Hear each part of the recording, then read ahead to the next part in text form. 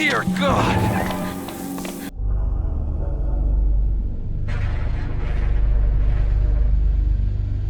For a while now, I wanted to go back and redo my review for the Outbreak Duology, as I've improved since 2023 and want to make up for my amateurness. So since I've already reviewed Resident Evil Survivor, Survivor 2, and Resident Evil 1 now, I might as well go ahead and do the Outbreak games next. So let's finally re-review Resident Evil Outbreak and give it a proper review. I'm getting too old for this. Resident Evil Outbreak was developed and published by Capcom in the year 2003, exclusively for PlayStation 2. It's a single-player and co-op experience where you play as one of 8 characters in 5 scenarios.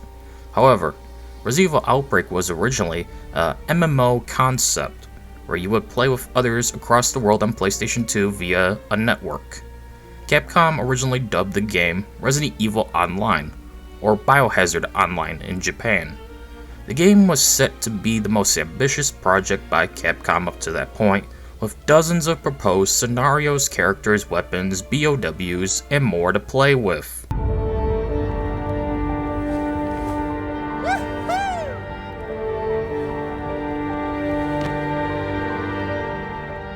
But eventually, due to various factors that got in the way and development hell, they eventually scrapped the entire thing and made the game single player with multiplayer as an option, renaming the game to Resident Evil Outbreak. I remember reading about the project as a kid and being fascinated with the concept. I loved Resident Evil since I was 5 or 6, when my grandpa bought me a PlayStation 1 and told me to pick out any game for it. I chose Resident Evil 2 of all things. When we got home, my dad and grandpa were watching football and I wanted to play my new game console. So they sat it up and I just spun around as the zombies ate Leon alive. My dad said, "You're dead," and turned it off so they could go back to watching football.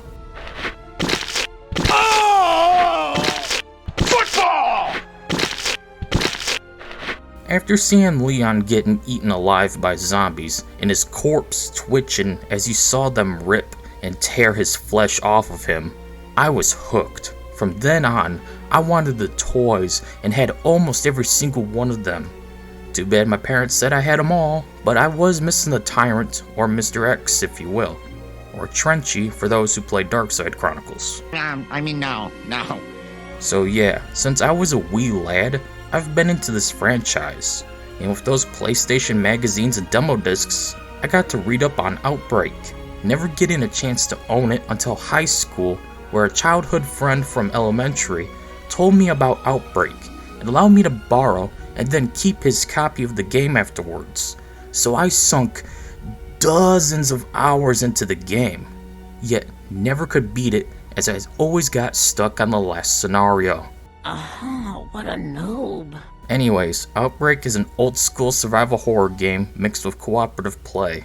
If you play offline, you'll have bots to help you out unless you disable them.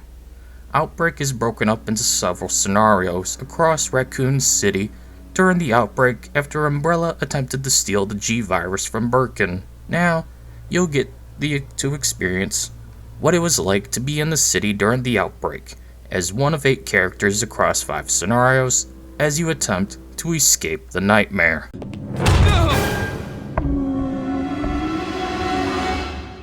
There's 8 characters to play as, each with varying health, virus gauge, speed, and abilities/items.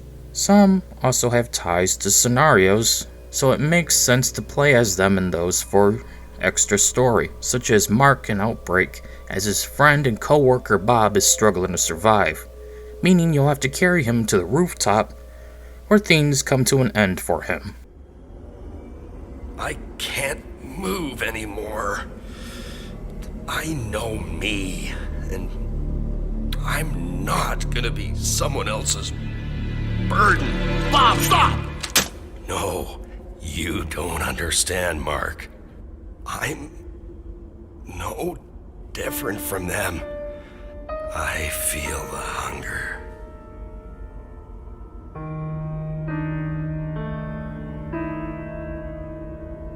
So please let me die while my conscience remains.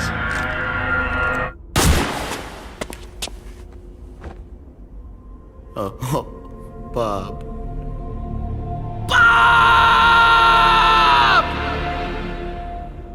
Each of the 8 characters come with something they can use to aid them in survival. Outside of Jim, who uses a fucking stupid coin that doesn't do anything. But then again, Jim himself fucking sucks. Man, you don't know shit. Kevin comes with a unique handgun that uses 45 auto rounds, which is rare, and the gun does higher damage than your average handgun. Mark has a standard handgun. David comes with a tool belt, which you can use to combine various items to create new weapons, such as a pesticide can and a lighter to make a portable flamethrower, or a knife and broom will make a spear. George has a medical set to craft healing items out of stuff you can carry. Cindy has a herb case and can store one of each herb, up to 3 in a stack.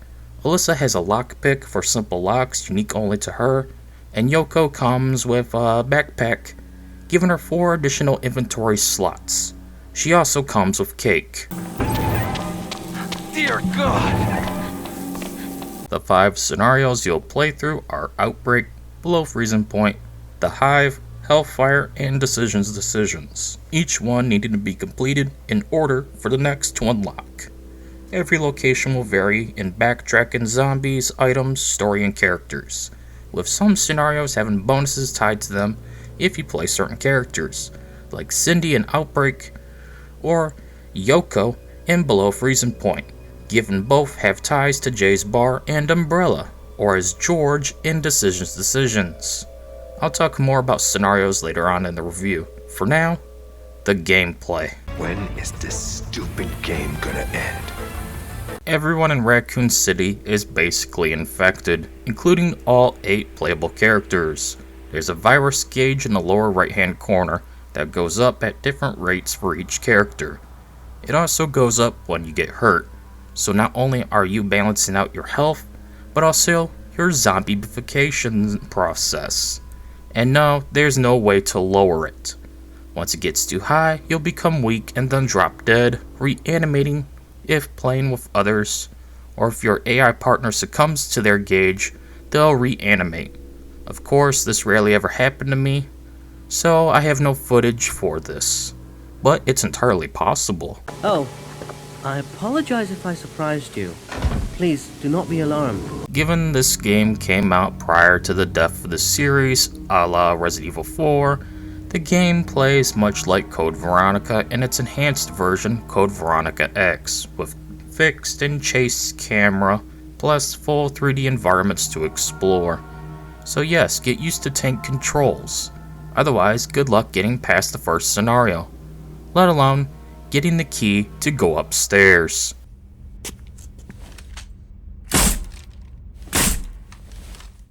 This doesn't feel bad and is quite playable, as long as you know how these games play, that is. Just remember the old school rules of engagement in the original trilogy. Look around and listen. If you don't hear or see anything, you're probably safe to continue onwards. Plus, Outbreak does feature the lock-on system, so you can use that too to find any threats around corners and off-screen. Did you find it? Break yourself, fool! Did you find anything new? No shit. Hey! The controls are simple and laid out perfectly. Left analog stick is to move, right for communicating commands, R1 to aim and lock onto the nearest target, X to attack, square for quick communication, R2 to aim forward and not lock onto anything, hold circle and move to run, triangle for map, start to bring up your inventory in real time, and select to pause the game. Everything works. It feels good to control and play. Nothing is clunky here. But the hiccups in performance is noticeable, as whenever you bring up the inventory or map, there's a stutter/pause, and it varies each time you do this. Definitely annoying, and thankfully was fixed in the sequel. Of course, just like traditional Resident Evil games, you can't carry just anything. Even though everything only takes up a single inventory slot now, you're stuck dealing with a dinky 4-slot inventory. Yeah, get used to only having 4 items on you at all times. This includes healing items, weapons, ammo, and even key items needed to progress the scenario, let alone are part of the completion checklist, where you need to complete a scenario while carrying a unique key item that has no other use. Yep. Welcome to Outbreak. Kiss my ass, bitch! There's only one character who can expand their inventory, and that's Yoko with her backpack, or knapsack if you're European or whatever. This gives her 4 additional slots for a grand total of 8, making her the most vital and useful character in the entire game, especially when getting a good view from behind. Stop it. I don't understand what you're talking about. There's no way to expand your inventory in any fashion, unlike in Resident Evil 2, which makes it more difficult to complete scenarios, and of course adds a shit ton of backtracking to get a key item you left behind because you needed a weapon and had to carry other key items to even get to the next required key item. Yeah. Oh, and if you give the AI a key item, they'll drop it in favor of a bunch of fucking iron pipes or blue herbs, which are not needed in most situations. Yeah, this game has a lot of faults holding it back. But what else is new? Ridiculous!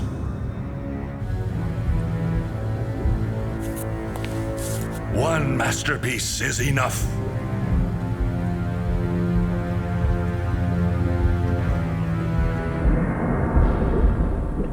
When it comes to the weapons, you got a variety of firearms, melee, and even weapon combos with the use of David's tool belt, though some are rarer than others, maybe only available in one scenario, let alone a higher difficulty. I never saw the submachine gun outside of the Hive when playing as Kevin or Cindy. I never saw a rocket launcher outside of the one with a single rocket in Decisions. And I never once saw the assault rifle. I did, however, get to use the various handguns, magnum, revolver, shotgun, and even the grenade launcher. I will survive.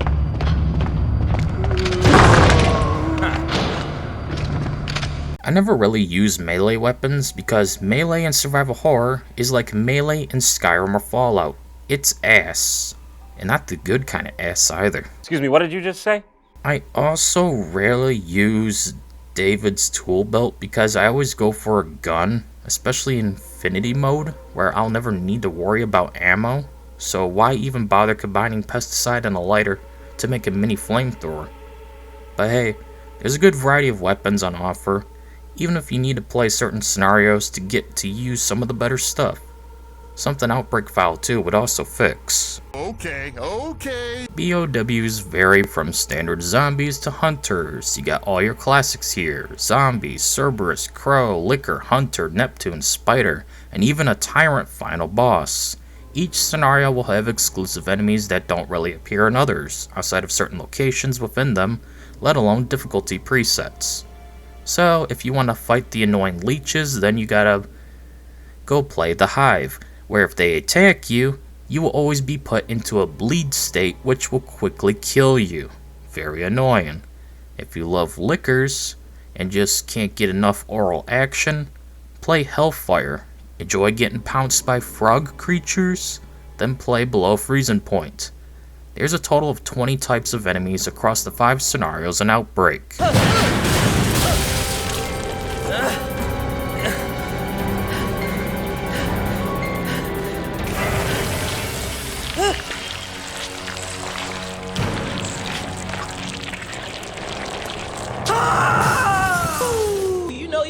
I don't outright hate most of the BOWs, outside of leeches being impossible to hit in the bleed state they put you in, but those scissor worms are definitely also up there. For even with infinite ammo shotguns, it took almost like 10 shots to kill a single one of them. Yeah, they're a bit spongy.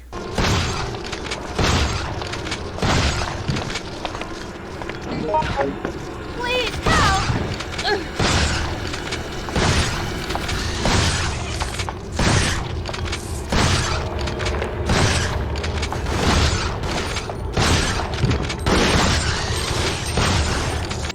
Why? Won't. You. Die!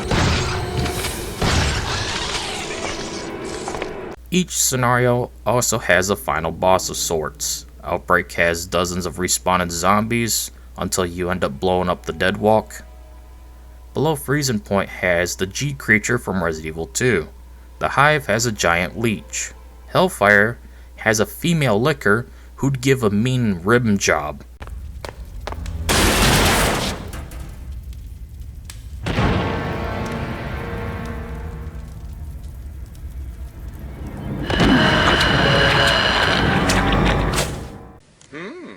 And Decisions has a tyrant that has two forms. Gee, I wonder where they got that idea from. Whoa! Puzzles vary from simply needing a key to unlock a door to needing to flip switches in order so you can light up a painting to get a gold key to flip switches to enable power in the breaker room so you can get a red jewel in order to unlock a hidden escape route just to face the boss in Hellfire's scenario. Yeah. Puzzles are pretty much simple for the most part. Some are obvious, while there's some that will leave you frustrated pausing the game and looking up what to do. Namely in Decisions, which has you deciphering codes to figure out what time to set a clock to so you can get a key item to unlock a hidden door just to progress the scenario. Yeah, fuck this shit. No!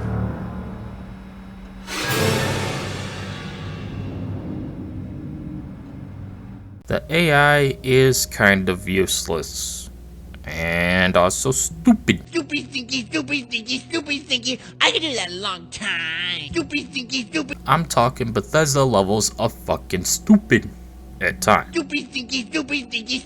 They'll drop key items in favor of useless shit like ammo for guns that they don't need/have, especially in Infinity mode, where guns don't need ammo in the fucking first place. You're stupid. You can't add 2 plus 2, you know why? 'Cause you're stupid. They'll drop guns in favor of melee weapons, or blue herbs, when you'll never need those, for pretty much most of the scenarios and difficulties, making them unable to fight off any zombies or other bioorganic weapons. Even if they have a weapon, most of the time they'll ignore enemies right in front of them, or till they're attacked. I have to babysit 2 stupid AI in every fucking scenario, basically. Fuck me. Please help! No.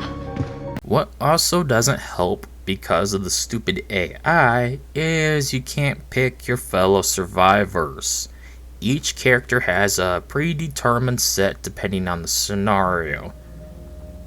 One will help you and the other will not, which is super annoying. Yet another thing the sequel fixes for you, as you can pick whoever you want and alter their costume too. Plus there's a list online you can see to find out who will work with who. So get used to having only one partner helping you not die and the other running off just watching you from the sideline.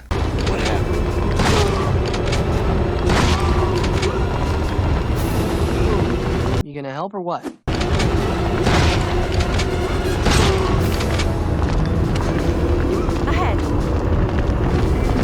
Ahead! That is beautiful.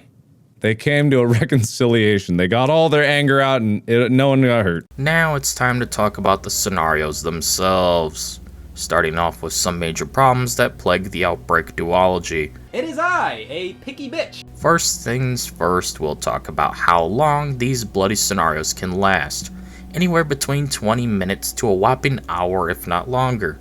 Seriously, these things are just too long to be worth playing at times. It's not like other Resident Evil games where you can just save and come back. Here, you kind of have to complete it all in one go, since it was a multiplayer designed game after all. Picky bitch. Another major issue with survival horror games, at least the badly designed ones that is the non-stop backtracking around various areas just to complete a small task that barely progresses you forward, if not at all.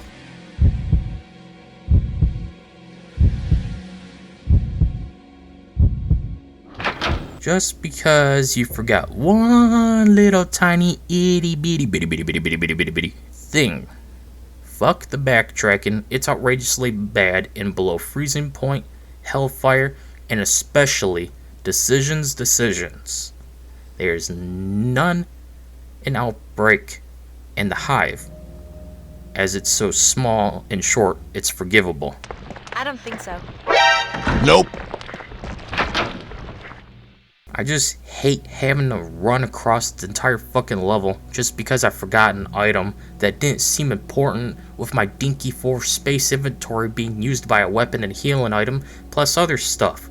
Let alone I didn't complete a puzzle like flipping a damn switch just to unlock a door. God, I fucking hate this shit. It's definitely a product of its time. I don't like walk-in simulators, and I don't like backtracking for the smallest of bullshit. Can I get an amen? Oh god. Oh god. These are truly dreadful. The load times. Thankfully it varies, and if you're playing on Infinity Mode or regular, it always varies. As Infinity Mode will see a huge increase in load times. Namely with the now loading screens. And not so much so when you're loading to different areas with the white text displaying what area you're entering. Honestly, find myself getting too frustrated with all the backtracking, convoluted puzzles, and non-stop loading screens at times. Truly, Resident Evil Outbreak is a test of patience. Yet, another thing that File 2 will end up fixing. Thank God.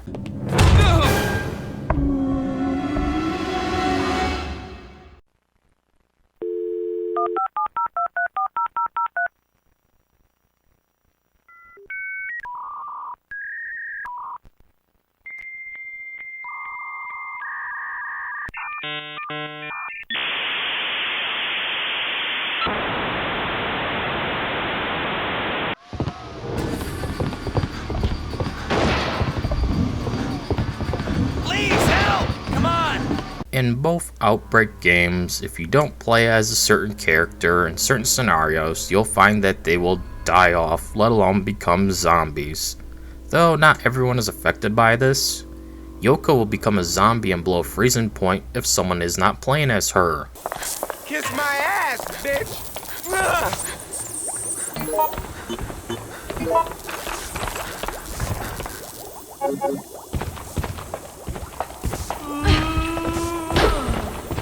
Help me, please!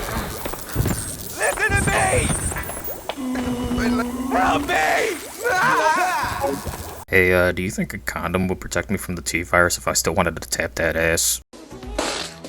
Go to the church and ask God to forgive you. Meanwhile, in Outbreak File 2, David will die off in the end of the line. Cindy will be crushed to death by a giant zombie elephant. Alyssa will die in the forest maze in flashback. Meanwhile, Jim, Mark, and Kevin are not set to ever experience these outcomes.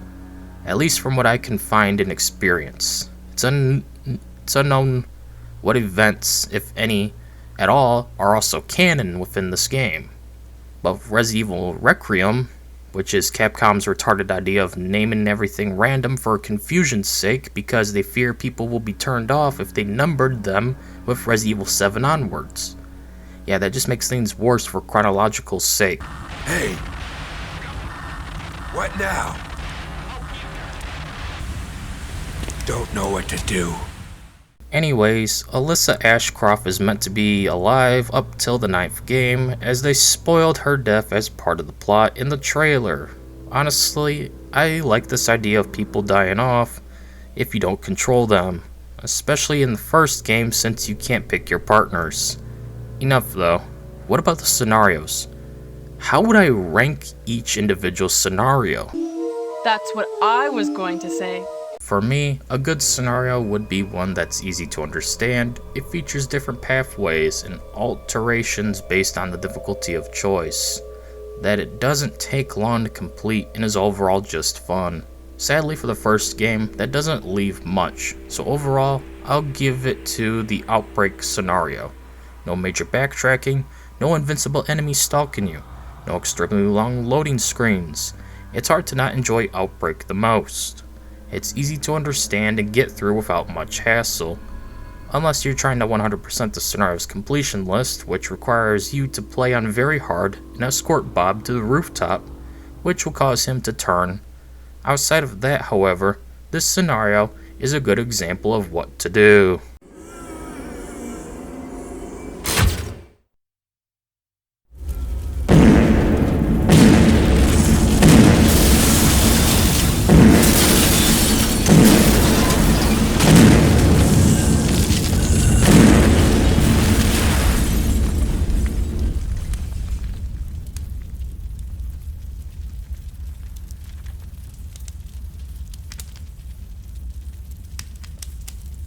The Hive is just okay. I can't place it in the worst or best category. It's basically because it's so short yet frustrating with all the backtracking. Though one thing above all else really makes it bad is the Leech Man. It attacks the Doctor early on and becomes the new Leech Man. This enemy is invincible, requiring you to run from it if it enters the room, which it will via the ventilation system. There's basically only one area where it cannot spawn in, the rooftop, which has nothing of value outside of a box of handgun rounds. But if you're playing as Kevin or Cindy, the dying cop will give you his submachine gun. The only reason why this scenario isn't in the worst category is because of the fact it's short. You can defeat the Leech Man eventually when you power up the fixed temperature laboratory, which is needed to get the keycard off of the doctor's corpse so you can escape. The final boss being a giant leech that can attack from afar, and no real room to fight does suck, but overall, it's just an okay short, frustrating scenario.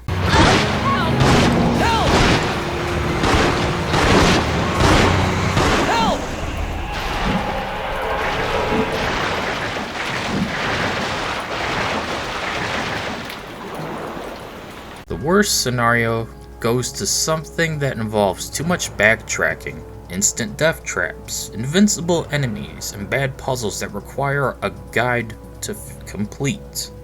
This means Below Freezing Point is guilty of backtracking and not making sense as to where to go and what to do, but it's also the Umbrella Lab from Resident Evil 2, so I'll give it a pass.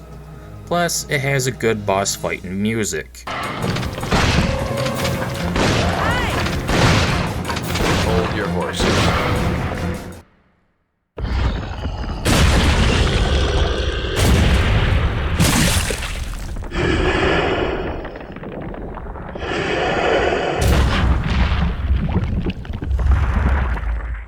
Neat.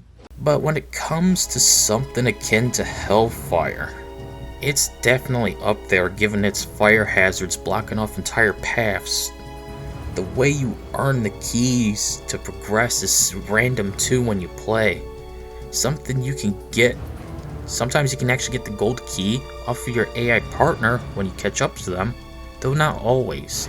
And that means you gotta run around each room to find a painting with a switch and make sure to look at what number it is and switch them on in order across several loading screens, running back and forth, dodging fireballs and liquors and zombies. I hated this scenario. It's boring and frustrating, yet it's not the worst one. Oh, no. Surprise, motherfucker!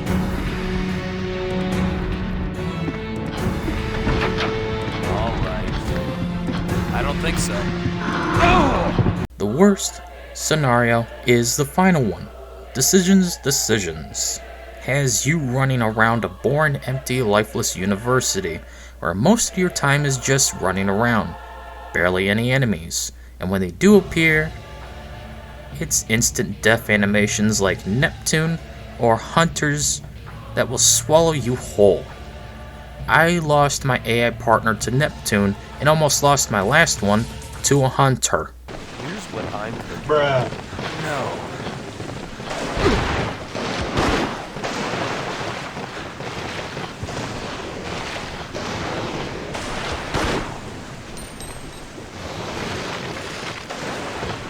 Ooh, you know you did.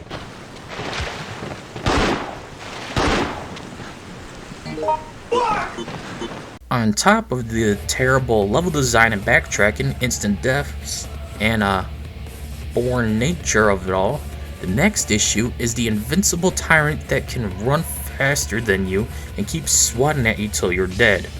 Fuck this guy.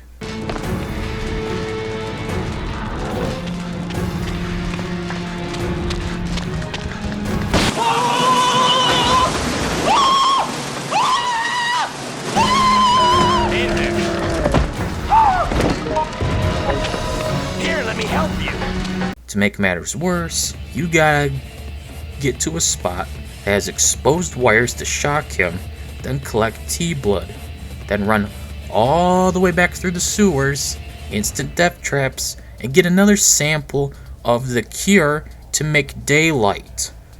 A temp vaccine to the T-virus infection that you need 2 of to beat the game and get the good ending. Meaning, you gotta do this routine 3 times total. Yep, welcome to the worst. It sucking fucks, it fucking sucks, it fucking blows, it's a piece of shit, and I don't like it. I already looked up how the rest of the scenario plays out, and it's nothing special. As the tyrant mutates again, tons of backtracking and instant death traps, then finally you face the tyrant one last time, and if you got 2 daylights in your inventory, which take up a spot apiece, you'll get the good ending. Otherwise, you get the bad ending, which has your character turn into a zombie and killing the firefighters on the helicopter that came to rescue you. Fuck this scenario, fuck this game, I'm done, I've seen it all.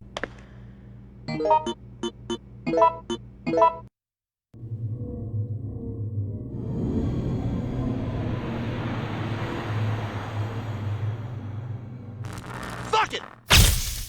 Oh boy, the music. If there's one thing the older Resident Evil games had, it was iconic music. Even if you've never played Resident Evil before, you no doubt heard the mansion theme from Resident Evil 1 or the RPD theme from Resident Evil 2. Well, this game is no different, with atmospheric tension building, eerie goodness, and emotional orchestra cinematic moments. Outbreak always has something that fits every moment just right. Change the channel, hurry! Where's the remote?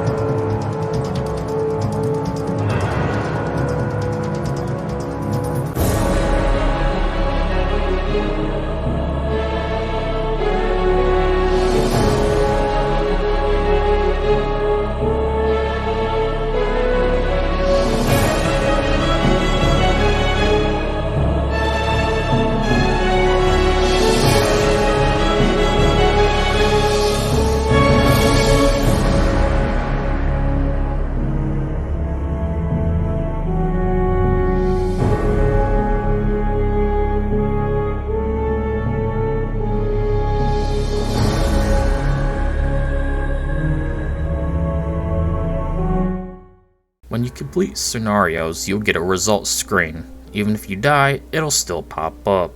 You just get very little points if you get a game over, depending on various factors like special items you picked up, actions you've taken, difficulty, time to complete the scenario, and how many survivors made it out alive will net you a different number of points. These points are then used in the collection on the main menu. Here, you use points earned in single player and online to unlock concept art, voice lines to listen to, music to listen to, various cutscenes but not all of them to rewatch, new modes to play with like Infinity Mode so all weapons have unlimited ammo, which is what I used to get the gameplay footage. On top of all of that, you can also unlock new costumes for each character. These are basically everyday outfits to more raunchy ones for the females, because you know Japan. But you can also unlock model swaps, which mimic the unique characters, so you want to play as one of the RPD officers? You can. What about the firefighters from Hellfire? You can. What about the UBCSC, or the USS members? You can. Or even the average everyday citizen? You can. They range in points cost, and some are just not worth it, especially the most expensive costume, which is 100,000 points. And what are they, you may ask? Just plain color swaps of the male survivors. Yep, Mr. Red, Mr. Blue, Mr. Green, Mr. Yellow, etc. That's all it is, a full color change. It's stupid and not worth it. Honestly though, when I was younger, I thought this whole collection concept was so cool. But as I get older, I find it stupid and pointless. I don't want to see concept art, I want gameplay. So focus all your points in unlocking the new modes and difficulties. Character models and costumes can be your next thing, and after that, just don't bother. You don't even get all the cutscenes, which sucks and makes it hard to get all the footage you need to make stuff like a review on a 20-something-year-old video game. So yeah, that's the collection in a nutshell. And with all that said, we're now down to one more game in the Outbreak duology, that being Outbreak File 2. I'm looking forward to covering that one for sure, as I sunk more hours into that one, given its many quality of life improvements. And no, for those wondering, I refuse to review every Resident Evil game, simply because this franchise has a lot of dogshit games, and it's not worth my time as it is yours. So all these games on screen will never be touched, for they're the worst of the worst, proving this series of games has no identity anymore. But hey, what else is new for a series of games that's approaching 30 years old next year in 2026? Anyways, let's wrap this shit up. Now that was a rush. At the end of the day, Resident Evil Outbreak is an average game worth playing. However, it is held back by some hiccups such as stupid AI, long load times, inability to choose partners, and of course a few bad scenarios. I still kind of enjoy this game to this day, even after well over 15 years have passed since I first experienced this game. Jesus fucking Christ, I'm getting old. Its music, characters, fan service, and more are great. I wish, however, some things could be improved. And you know what? Capcom did just that in the sequel, Outbreak File 2, which we'll eventually cover. However, until then, that's it for this video. See you all later. Well, what should I do with the rest of my life? I'll think about it after I take a nap.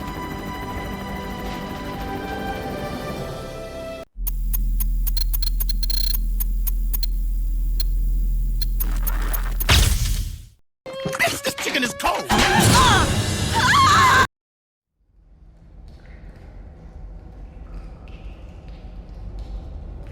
After going back and redoing my review for Outbreak, I wanted to eventually cover File 2, except it just didn't seem viable at the time because I was so sick and tired of Resident Evil games. I mean, I did review 4 games within only a few months. I can't stomach the same game all of the time now. So let's get into Resident Evil Outbreak File 2, and see why it's not as good as I thought it was, after now enough time has passed. Oh God. I hope we can get through this. Resident Evil Outbreak File 2 was developed and published by Capcom in the year 2004, exclusively for PlayStation 2. It's a follow-up sequel to Outbreak, with improvements and new scenarios to play through from what was originally Resident Evil Online. The game was a commercial failure, and Capcom scrapped File 3 in favor of developing the death of Resident Evil. Resident Evil 4. In File 2, you have 5 new scenarios, quality of life improvements, new weapons, new BOWs, and more stuff to unlock in the collection. After going back and redoing my first Outbreak review, I just had to see if the sequel could live up to what I remember, and if it was really better than the first game. Well, it turns out it's a mixed bag of issues and disappointment. So let's get into what File 2 has to offer and not to offer newcomers as well as returning players from the first game. Well, at least we know Yoko still got that dump truck going on at the least. Dear God! The original cast returns with new voice actors, which is incredibly jarring to say the least. Yep, not a single voice actor from Outbreak 1 returns. Except I did notice they kept the Pussy Cop's voice actor, you know, the glasses guy who chickens out in the Outbreak scenario. Yeah, he returns. Otherwise, yep, not a single returning voice basically. Even the title call voice is different. Resident Evil Outbreak File 2. Man, what a stupid decision. Anyways, the characters have had some slight alterations to their mechanics, and even given a unique item in their inventory when starting a scenario. For example, Kevin gets a magazine for his unique handgun, Mark gets one for his generic handgun, Cindy gets a bandage, Alyssa has a stun gun,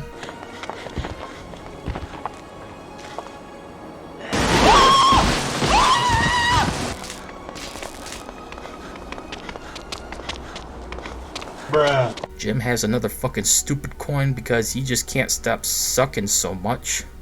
David comes with a lighter which is useful for crafting weapons as per usual with his tool belt. George gets a capsule gun that can shoot capsules at his allies to heal them from afar without needing to exchange items. Finally, Yoko gets a charm that slows down the virus gauge and prevents instant death attacks from killing you for whoever has it in their inventory. There's also some other changes to their abilities as displayed on screen, with File 2 labeling. Overall, just alright in terms of changes to give some freshness, but still keeping the characters true to their original abilities and usefulness from the first game intact. Except for Jim, because Jim fucking sucks. It's funny because it's true. You have 5 new scenarios to play through, with a tutorial one taking place in the first game's Outbreak scenario. So a grand total of 6 in a way, but also not really. But man, just seeing the older game locations in File 2 makes me wish we could play the first game scenarios in File 2 with the QOL included. But whatever. The 5 new scenarios are Wild Things, Underbelly, Flashback, Desperate Times, and End of the Road.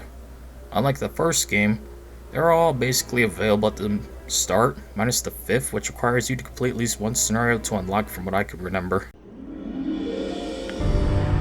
I'm so tired, I can barely move my legs, but I'm alive. That's why I can walk at all. That's why I can even think this. When I stop feeling, that's when it's all over. Just like before, you get the virus gauge to contend with alongside your normal health. And just like the first game, it varies in rate increase. But with Yoko, you can use the Lucky Charm to slow it down so long as it's in your inventory or backpack. This still leads to you wanting to rush through every scenario, otherwise you'll die from infection. But just be sure to avoid certain things besides being attacked that will spike your gauge. Now you gotta avoid smoke and underbelly, and the nerve gas in the Raccoon Police Department.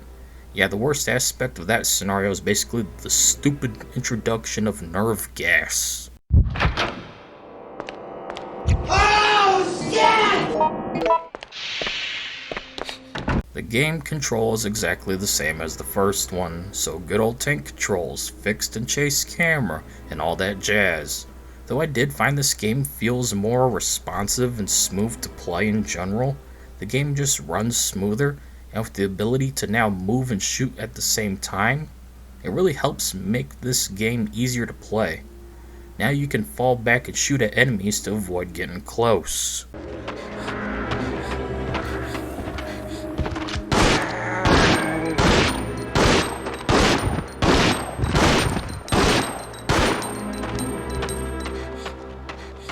You still also have the same old tiny inventory system, though now by default it's even smaller because you get a starting item now for every character, some more useful than others.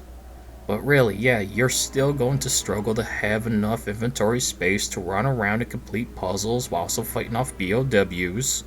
Yoko still has her backpack and cake, meaning she's really the only character you should play as for most scenarios to be easily completed, especially desperate times. So what about the guns now? Are they any good?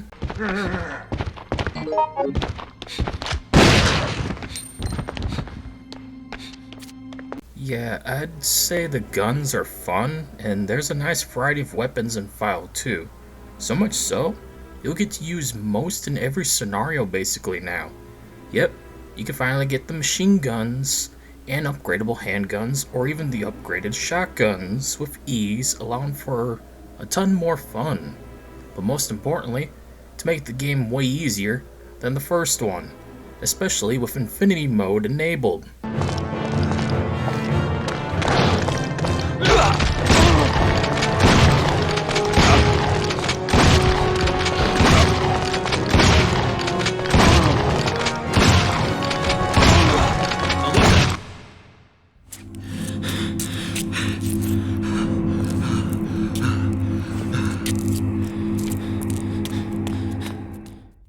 Everything returns with new additions, including a powerful rifle that only appears in Wild Things. Let me tell you, this alone will take down a lion in one shot, even take out a rampaging elephant without an issue as well.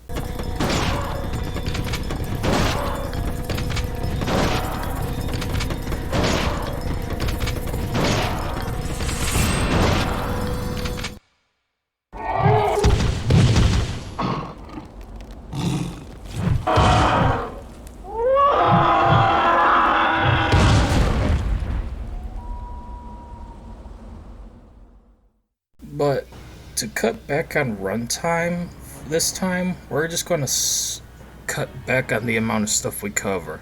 So there's a large amount of weapons, more so than ever. More guns, more melee weapons, more misc stuff, more craftable stuff.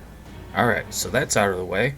So we're also going to summarize the BOW variety and cut back on that as well to make sure this review ain't too long again. There it is. There it is. That's all we want. That's it. That's all I want. So, when it comes to the BOW variety, you have 20 total to encounter in File 2. Your traditional zombies, crows, and Cerberus are here, alongside the spiders, the tyrant from Resident Evil 2, those stupid scissor worms are back as well, and even hunters are here.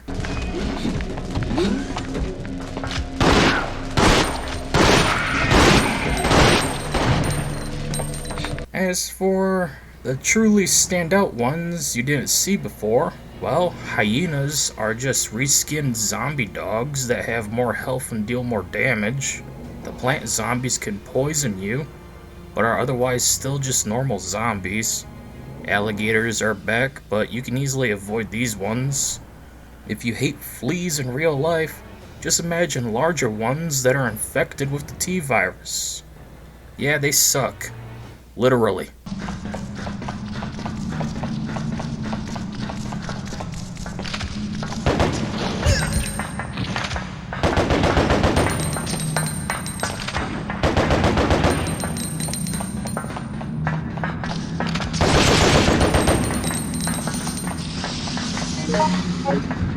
There's toucan birds, so follow your nose and avoid them.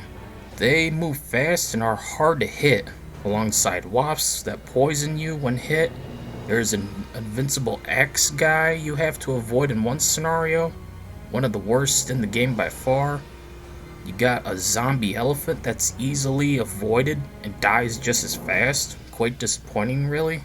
Finally, you got Nyx, a freakish, absorbing tyrant-like monster that consumes all organic matter to become larger and stronger, but can be dealt with no problem still.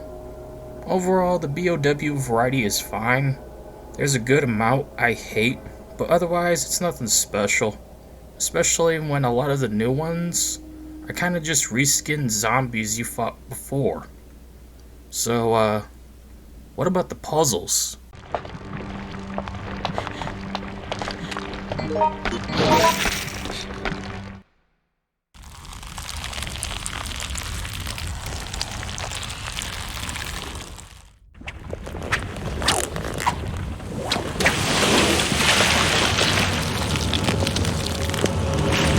I saw a vagina cow.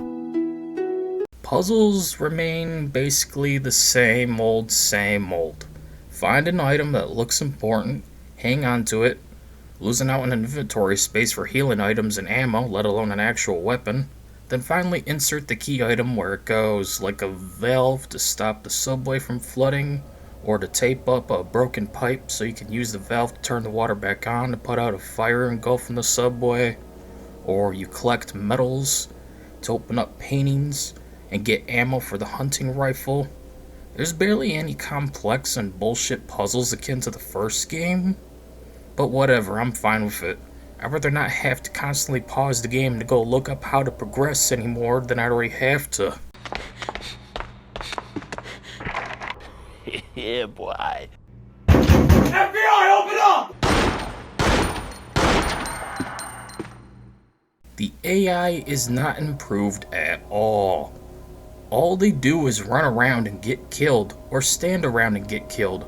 They drop weapons and healing items for junk they don't need, nor will ever use. I have to babysit them still to this very day. No matter the difficulty or the AI partner selected, they never do anything, and I'm the only one who does jack fucking shit.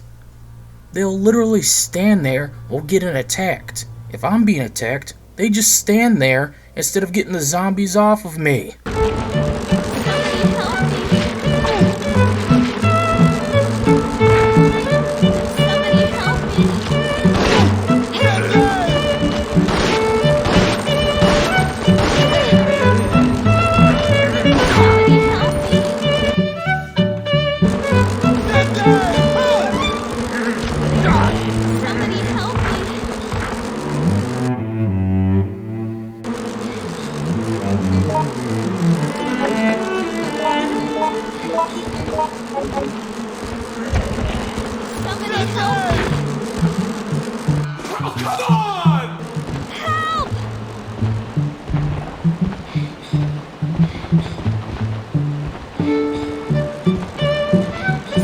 It was at this moment that he knew.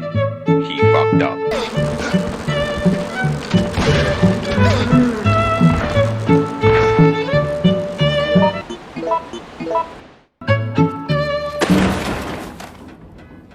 Oh my fucking god.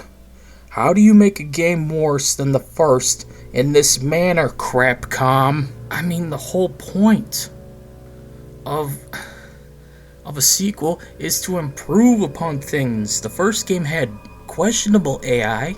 The sequel should have improved it and made the AI useful to actually fight the zombies, to make sure they don't drop key items, nor do that, to actually make them help you. Even when you select the partners that are supposed to like your character, they still don't help you. Or one will, and the other will tell you to go fuck yourself and wander off and go die somewhere halfway across the fucking scenario, and I won't find out that they died until I find their corpse randomly. I mean, I guess the joke's on me, huh? To think that a sequel would improve upon the original game. I was such a fool to expect anything of the sort. But hey! One major improvement is you can now pick your AI partners.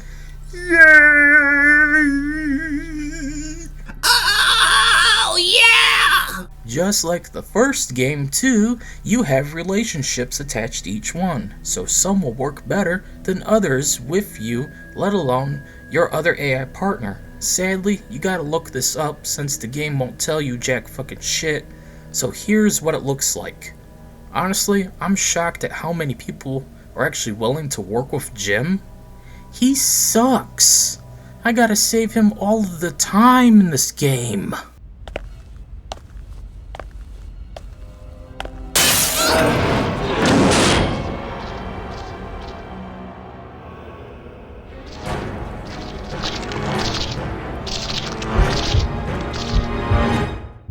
Fuck it.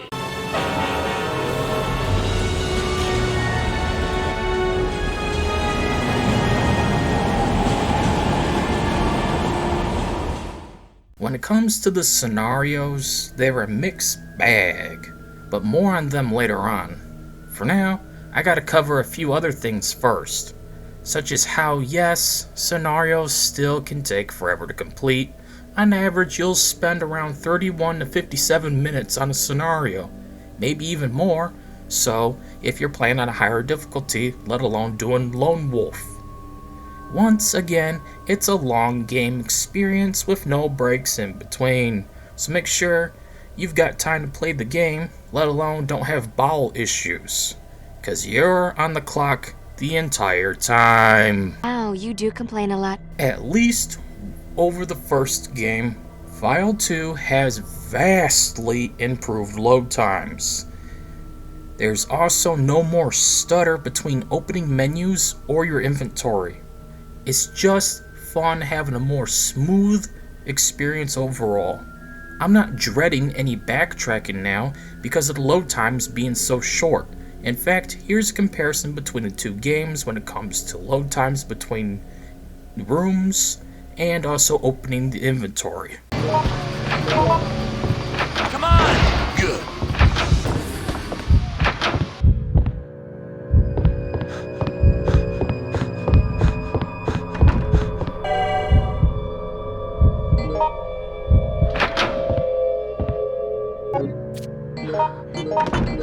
Hey, you! Difficulty can affect what locations you can even access in every scenario. For example, in the first one, Wild Things, you cannot access the service road nor the animal boarding house on easy. I never did go to these places before, so for the first time since high school, I went ahead and checked them out to only be disappointed.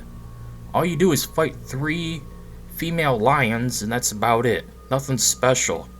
Lame. Lame, yes. But hey, scenarios do come with alternate endings again. So, if you don't kill the elephant in Wild Things nor lock him up, he'll appear as the final boss of that scenario. But if you do kill him or lock him up, you'll fight a male lion instead.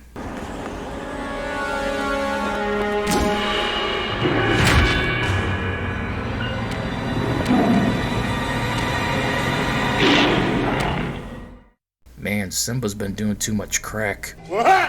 In Underbelly, if you do not get to the train in time before it departs, you'll have to crawl through the ventilation system to escape, which leads to a different ending connecting to another scenario, Desperate Times.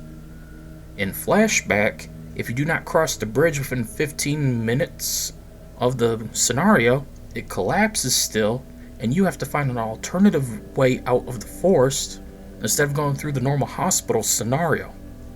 Sadly, that's it in terms of differences in replay value, as Desperate Times and End of the Road doesn't really come with any variations, at least from what I can tell. Dear Dorothy, I'll never leave your side again. You know you did. Now on to the tradition of picking the worst and best scenarios for each game. In Outbreak, I chose Outbreak as the best as it was simple, straightforward, easy to understand, offered variety, and was just simple fun. As for the worst, it was easily the final scenario, decisions for the abhorrent backtracking, instant death traps, and invincible tyrant that chases after you the entire time while you attempt to collect multiple samples of a cure for the best ending with a tiny inventory.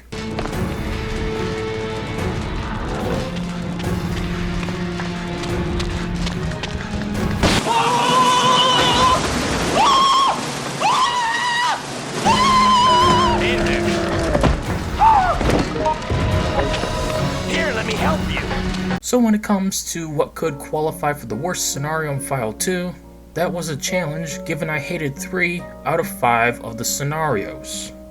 Starting off with Wild Things is easily the hive of this game. It's so short and forgivable for its shortcomings despite it being a pain at times. Just like the hive, you're always being stalked by a monster. Unlike the hive though, you can hurt and even kill this one.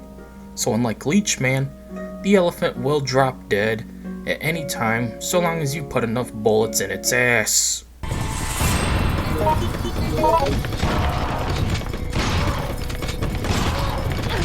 Go!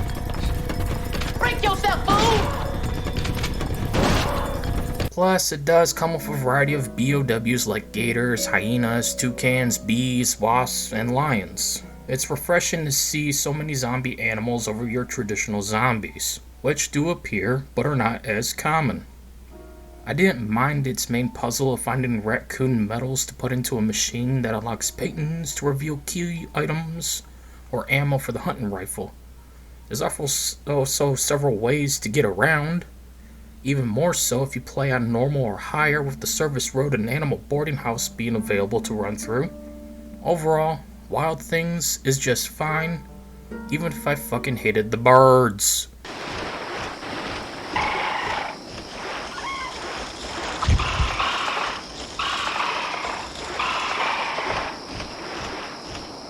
I hate birds. They're so useless. Underbelly is the second scenario of File 2, and the first to piss me the fuck off. It's just a mess of backtracking, respawn and fleas, and nothing interesting about the location. I mean, it's the fucking subway after all. Fallout 3 couldn't make them worth exploring either, so don't go expecting anything from Capcom either. Jim! Hi. Stop being boring! But once you know how to complete the scenario and find there's a second option for an ending, it's not that bad, and I can tolerate the scenario more than ever before in comparison to when I was a teenager. Yet because it's Jim themed, I have to shit on it. Fuck you, Jim. Each of the 8 characters come with something they can use to aid them in survival. Outside of Jim, who uses a fucking stupid coin that doesn't do anything, but then again, Jim himself fucking sucks. Man, you don't know shit. Next up is Flashback, which I also hated in my younger years because of the axe guy cannot die, and all you can do is run, hide in a locker, or waste ammo on him. Plus I couldn't figure out how to progress back then. When replaying this scenario, everything came natural to me. Plus with Infinity Mode, I don't need to worry about ammo and easily completed it. Even got the best ending with all the flashback memories for Alyssa, who is officially canon, despite the fact Capcom killed her off in Resident Evil 9. Man, the day they kill off Chris, Jill, Leon, Claire, or even Ada will be a bloodbath, especially because the newer protagonists all fucking suck in comparison to previous games. But what else? You can't beat the classics, after all. I found something. What is it? It's a weapon. Better take it with you. But how about you, Barry? I have this. Barry Burton. This leaves the last scenario of File 2, End of the Road, which is without a doubt the worst scenario in this game and almost worse than Decisions.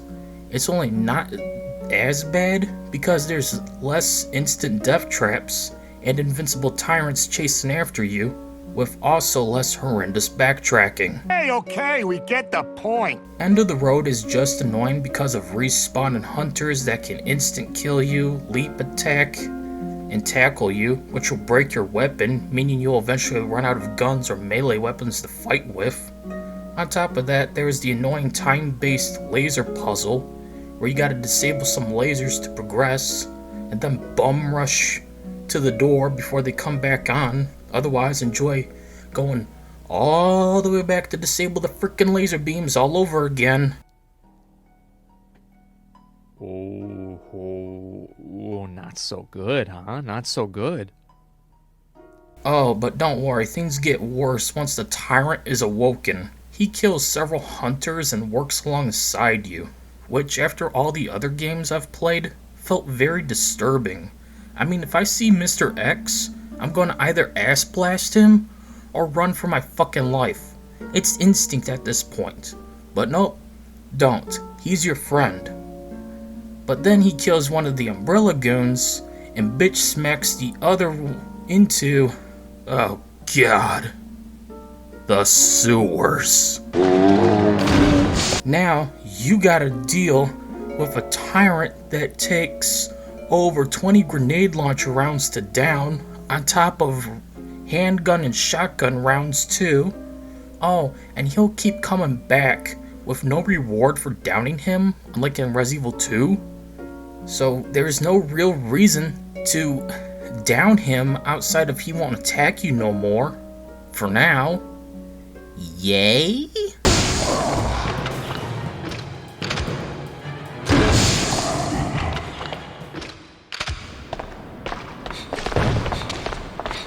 After all of this, you gotta now rush into the sewers dealing with mucky zombies and terrible pacing as you attempt to find a way down to Linda, the woman who got taught you never serve a man cold chicken. This chicken is cold! Who gets washed away by sewage water, and now we gotta locate her by running around the fucking sewers some more to locate key items, climbing crates, going down holes in the floor, and using a valve handle to lower ladders, and then figure out how to alter it so you can lower another ladder, as you can't have a 6-axis valve handle. Now it's got to be made into a 4 or whatever, just so we can lower another Dear God! ladder, and then finally climb out of the sewers. Yeah, this scenario was pushing my patience, and it's one I never want to go back and replay ever again. Also, what didn't help is when I was trying to record this, we were having a bad rainstorm in January, which knocked out the internet, and I was fearing all my progress would be lost if the power went out. What a great time it was trying to get through this, hoping that the frickin' power doesn't go out, so I don't have to replay the whole fucking scenario. Oh, what a truly great, wonderful time this was. I'm sensing a little sarcasm. Anyways, besides the fact that now I gotta fight the tyrant one more time as he mutates, you end up finding a helicopter and must bum rush to find Linda before the timer runs out, while dodging invisible landmines everywhere that respawn. I swear they keep respawning.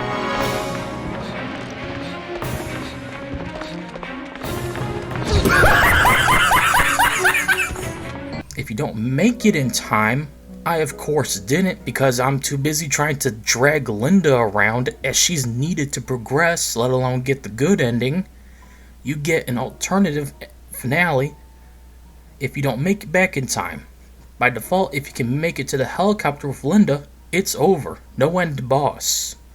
But if you fail to, the helicopter drops a BOW crate, and it turns out to be a new tyrant type by Umbrella that works by absorbing organic matter.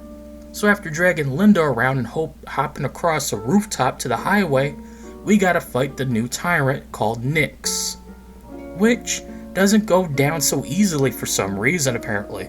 Even though I got an infinite ammo rocket launcher, the fucker just wouldn't die. Talk about a bullet sponge.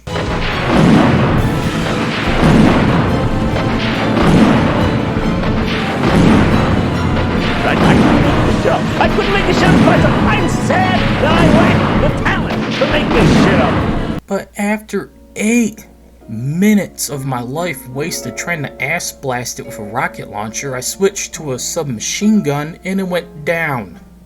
Not sure what that was about, but whatever. This scenario then ends once you figure out you need to make a bridge to get Linda across the rooftop to the highway and then drag her to a truck. Then you climb into the back of the truck, not going into the front, even though in the cutscene that triggers, you're the one driving the truck, and that's it. You escape Raccoon City just in time before it was nuked off the face of the earth, and then the credits roll with logos and text blocking images of the epilogue story, and what happens to your character, you know, what they did after the Raccoon City incident, with Yoko testifying with Linda against Umbrella to bring it down once and for all. It's raw.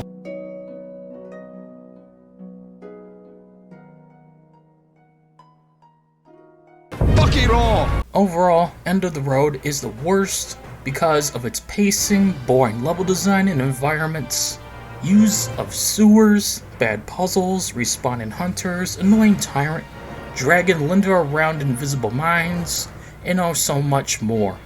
Sure, it's playable if you hack the game like I did so my character didn't die from infection or health depletion. End of the Road is just truly the worst scenario of Outbreak File 2. Hard to argue with that. As for the best scenario, well, that's easily Desperate Times. It's literally the Raccoon Police Department with Resident Evil 2 Easter eggs. Can't help but love this one, though I do wish we could have explored more of the station, and the stupid nerve gas wasn't a thing. After all, Outbreak File 2 already has the virus gauge and respawning zombies to deal with in this scenario. We don't need any more roadblocks.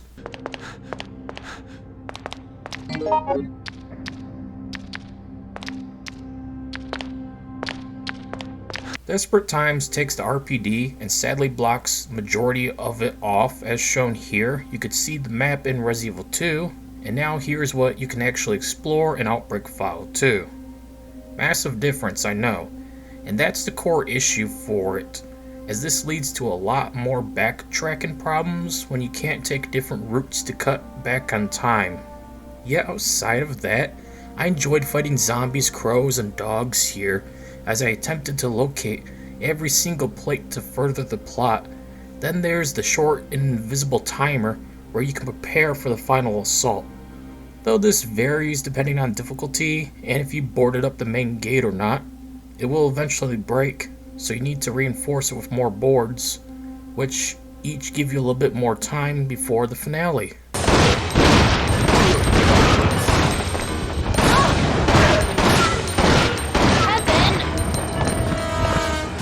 I enjoyed learning about how the RPD fell before Jill, Leon, and Claire made their way here in their own respective games, especially seeing how Marvin got infected in the first place. Plus, you do get to meet Ben here and give him film to get extra supplies, weapons, and unlockable costumes. It's just easily the best as it's easy to understand, and the only problems will be the never-ending nerve gas that occurs in different rooms every other minute, and the backtracking. Listen up, everyone. Help's on the way. Get to the front lobby.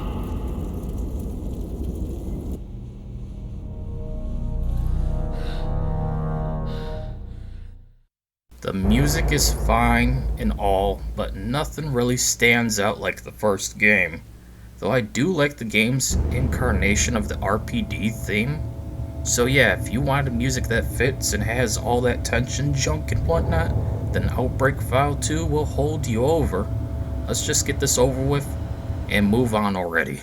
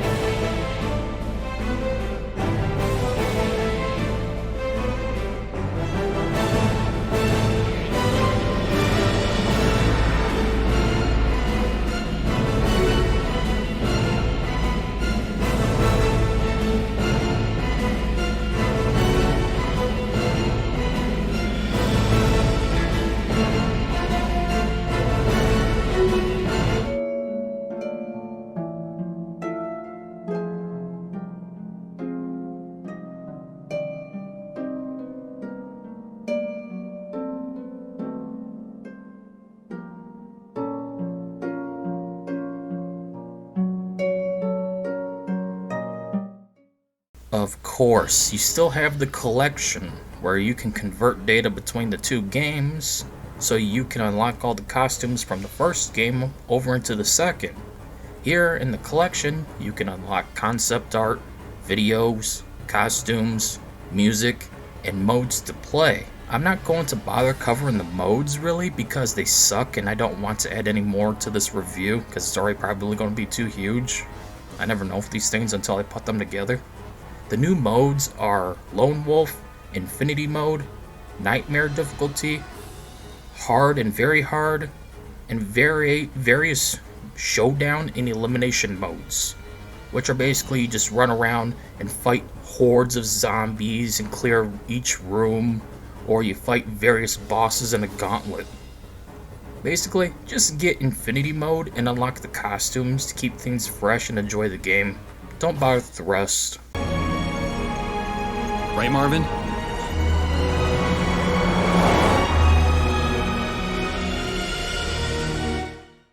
And just like that, we're finally done. Going back and improving upon my original review for both games. I'm glad to be done with them, and not sure if I want to review any more Resident Evil games for a bit. But I still gotta get to Resident Evil 2 and 3 at some point, so I can say I reviewed the original Resident Evil trilogy. So who knows what the future will hold. But for now, let's wrap this up and take a breather.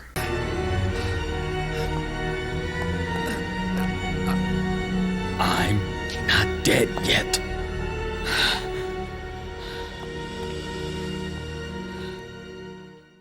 At the end of the day, Resident Evil Outbreak Fallout 2 is an average game worth playing. Things have definitely not stood the test of time. Mechanically, it's a mixed bag because the AI doesn't do anything no matter what, and you'll have to babysit them 24/7 to get a good score. If you're being killed, you're just screwed and better quit and start all over again. The puzzles are a joke and nothing special. None of them were complex nor hard to figure out. Though, some were annoying due to the sheer amount of backtracking you had to do, such as an Underbelly, Desperate Times, and End of the Road. Whoa! Oh my god!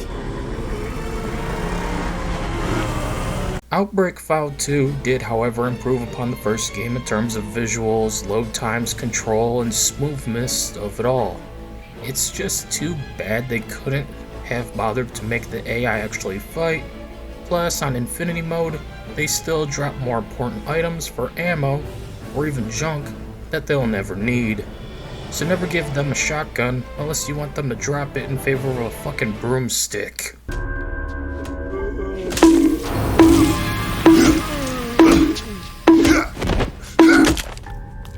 You alright, buddy? Yeah, thank you. I enjoyed being able to use a more variety of weapons. The new BAWs, while nothing special, were a breath of fresh air. Hell, you never fight lickers in this game. Though one does appear on the window of the RPD to reference Resident Evil 2. The load times being massively improved does make the game less of a chore to play. The stutter from opening your inventory or map is gone. Fallout 2 has some good going for it, but it's not as great as I remembered it being. No way! I'm glad I went back and updated my shitty old review of both games to give each one more love. It was fun going back and seeing how I feel about these games after 2 to 3 years later. While I won't be touching a Resident Evil game for at least a little bit while more, eventually we will cover the original trilogy of Resident Evil 2 and 3. Plus, there is one spin-off I need to give some justice to, as the internet has been defaming it for far too long. Come on! Birkin injected himself with the G-Virus. There's nothing you can do! Get out of here and make a full report to management! What about you, sir? I lost the sample. I'm going back for it.